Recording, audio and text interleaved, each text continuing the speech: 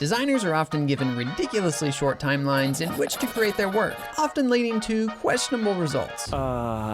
Meow? So in this video, I'm creating 3 different package designs for a gummy candy called Skull Bombs. But I'll only have 1 minute for the first design, 10 minutes for the second, and 100 minutes for the last one. Is it actually possible to make something good with so little time? I have no idea. This video is brought to you by Squarespace. So 1 minute for this first design seems absolutely insane. But I mean, if you're ever launching a product in 5,000 Walmarts nationwide at 12 o'clock, and at 11:59 you realize your product still has no packaging, then you can probably expect to end up with something like this is gonna be. Well, with our package and information ready to go, and 1 minute on the clock, let's get started in 3, 2, 1. Okay, the first thing I want to do is try to get a nice font for this logo, something stylized, maybe like that. Then we're going to put that into 2 different lines and then push those words closer together. That way I can scale them up and make them nice and big because there's not going to be a whole lot on this package. Let's get a little color, maybe like a red or an orange or something on here because they're supposed to be hot candies. And then let's go maybe in here and try to turn this O into a skull or something. Paint it really quickly like so. Fill in the empty spaces, maybe give it a couple teeth and switch back to the orange color and let's get in the eyes. Maybe we even have enough time to give a little fuse on here with some flame popping out of it. And then if I can select these and then just throw on some little font.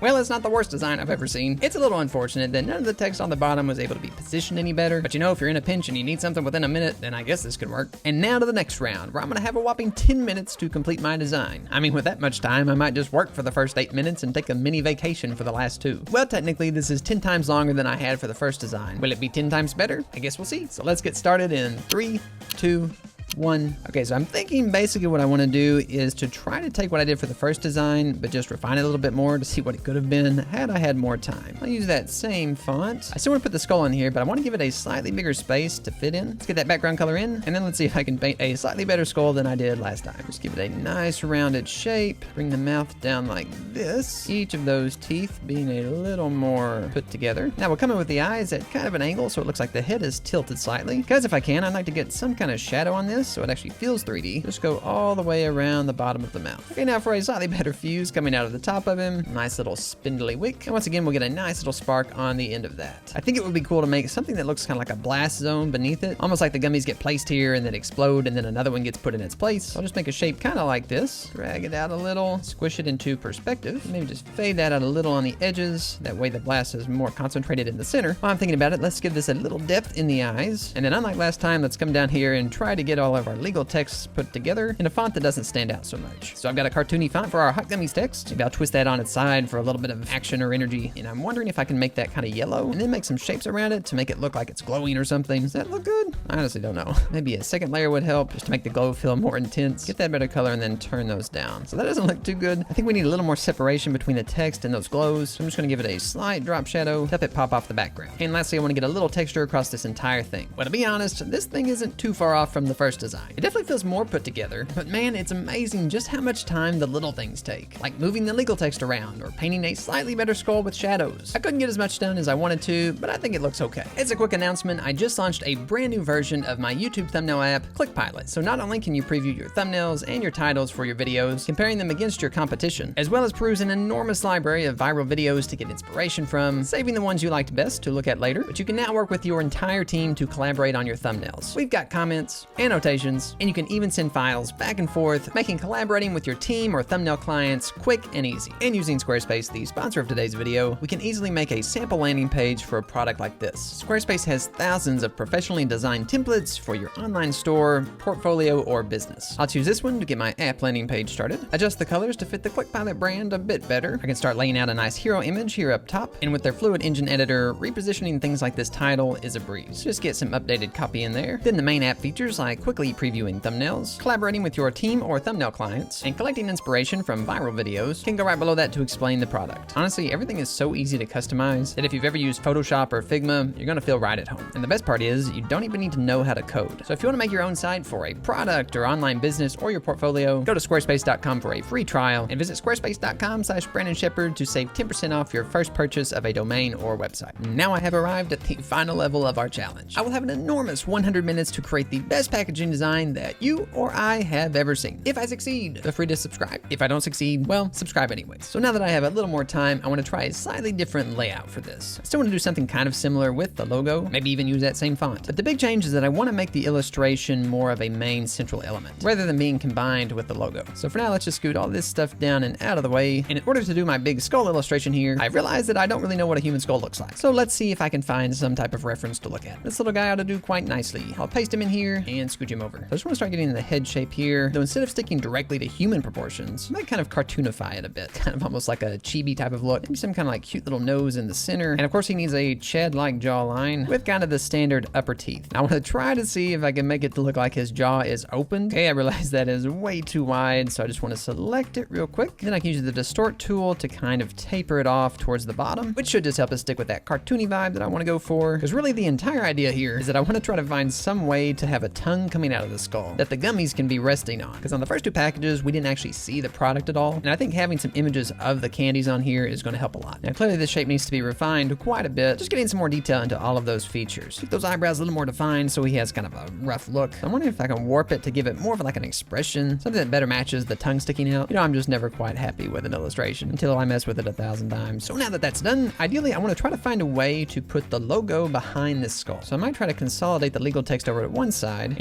You know, I still don't know if I see a way to do that with the tongue being draped down like this, so I might just have to redo it. Okay, so what if we had the tongue kind of like curl around and out like this? A little bit more of a wild shape. Okay, we don't want it deformed though. Give it a bit of a 3D look on there. Do you guys think something like that would work? Honestly don't know, but I think it might. So now that we have something over here, I can put the Hot Gummies text over here. Maybe break that up onto 2 lines and we can worry about styling it later. It's called Skull Bombs though, so I want to make sure we get our fuse in here. And I'll get that bending in an opposite way of the tongue, just so we have a nice balance of things. I may try increasing the font size of the logo and then stretching things down like so. Oh, you know, that's actually pretty cool because this hole in the logo almost looks like the flame on this fuse. So maybe we can work with that. Okay, now I think it's finally time to start painting in the skull. We'll just get a nice base coat on, covering all the major shapes. Trying to keep things pretty symmetrical, but not perfect. So that's just going to give our drawing a lot more life. Now, I'm not entirely sure I want to keep the tongue pink, but that'll be fine for now. And lastly, of course, we have the fuse, which I'll make brown for now, ending off on that circle in the O to turn it into our flame. Now, instead of my normal method of using black outlines to show shape on a character, this time I want to try to do it solely with shading. So basically, I'm imagining we have a light coming down straight from above to give our skull a very dramatic look, especially in places like under the cheekbones and the mouth, of course. Now I'm actually starting to think that a lighting direction may be at a little bit of an angle may just end up looking better, once again, so we avoid that symmetry. Holy smokes, I only have 45 minutes left. We're gonna have to kick it into high gear, but at least we've got all the main shapes and stuff down. Okay, to make this look really spooky, I want to see what happens if we make the background black. Obviously, we can't see our letters now, but I'm wondering, could we do some type of like spotlight coming down? Okay, forget I mentioned that, but I kind of do think I like the idea of some type of light coming out from the top, because I think that might be a cool way to give our logo here a rim light. That way the letters are actually visible. Of course, we'll need to make sure to match the lighting direction with what we did on the skull, because now what I'm thinking is we can use this flame as one of the main light sources to light the text. That way we draw more attention to the bomb aspect of this candy, since we really are focused on the skull with the illustration. And I'll lighten up the ones over here a little bit just so they're more readable. Now it's time to get some soft shading on the skull itself, and it should really help us add a lot of dimension to this thing, because I know it was looking a little plain before. You know, I do kind of wonder what it would look like if I gave a back to the skull. Okay, honestly, I think that looks a lot better. I'll just get a little shading inside the sockets. I don't think I like it on the mouth though, but you know, I just completely realized that I forgot the teeth on the skull. So let's carve them out at least a couple little dentures. Don't want to get too many because that'll be too detailed. I think something like that's pretty good. I'll just have to fix the shading a little bit to match the new shape. Let's give some much needed attention to the fuse, especially our little wick here, which I'll make really dark all along the base. That way the lighter part up top will really stand out. My fire shape may need a little bit of love, so let's sharpen it up. Give it a secondary layer of orange in the middle, just to make it feel more lively. Let's get a couple cuts in the wick so it feels more like a piece of string or something. And you better believe we're gonna get in some sweet rim lights on this thing. If we give a curvature to that light, it'll make the wick feel much more rounded. And we can do the same thing for all the other parts of the skull, like this big old noggin. The bones are looking a little dingy, so maybe a few specks of highlights just in all those parts that are facing up towards the lights. And then just fade those out so they're not too harsh. Little extra lighting up top here. And lastly, we'll give a little appreciation to the big tongue jutting out, which of course will have its own shiny spots sparkling in the light. Okay, before we get too far behind, let's do something to this background. I'm thinking of maybe having some type of like hypnotic swirl back there. Maybe it's gonna like come up and around like this, getting thicker the more it moves out. Of course, making its way up to the top of the package as well. Now I'll fade that out so it's really strong in the center, but a little weaker out on the edges. I don't know if it's gonna be too much or not, but I wanna try to put some little glow on these clouds just so they have some form to them. I think something like that might work. And maybe I need to put 1 or 2 holes in the smoke just to make it feel authentic and like it has a little more life to it. Now a little shadow behind the logo just so the text doesn't run in too much with the clouds. A little bit of texture on the bones by placing a few dots here and there. Before I run out of time, let me go ahead and get our text down here legible, and we can try to figure out what to do with this Hot Gummies text. I'll admit, I was hoping to have a little more time to fix this up nicely, but the textures are gonna have to stay kind of plain, I guess. I can give it a little bit of a glow though, so it at least feels kind of hot. Maybe even a little bit of that same glow would look good around our letters too. Just giving that a nice blanket coming out from the fire. Maybe even transition that down onto the skull too, just so everything kind of is nice and cohesive. I'm gonna tone down the light at the top just to make things more legible. And I've got this little halftone texture, which I thought might look okay on this, at least in certain parts, just to give it a little grit, mainly trying to focus it in the shadows. I'd also like a little texture on our text up here, just to kind of match the overall vibe of things. I think the skull needs just a little more lighting in the center to make it more dimensional. A little extra glow on this O, because it's one of the main points of attraction. Can I make a little skull gummy with less than 2 minutes left? I have no idea, but I am certainly going to try. Give him little teeth, a couple eyes, some shading on there, and some highlights. A drop shadow to save the day. Just some really tiny shines to make it feel nice and juicy. And lastly, we'll get a little edge around him so he feels 3D. Okay, I am going to take a couple extra seconds to add some last minute bloom, a sliver of rim light around the edge of the tongue, and just a quick adjustment to this shading. So that gives us our final design for the challenge. So I'm actually really surprised at how much I was able to get done within that time limit, because normally I spend 3 or 4 times longer on most of my designs. I really love how the logo and background turned out. I think the skull is kind of quirky and weird at the same time. I do wish I would have had a little more time to refine it, but I guess the lesson here is creating good things takes time, so be nice to your designers. Now, if you want to watch me make cheap fast food brands look expensive, then click on this video right here.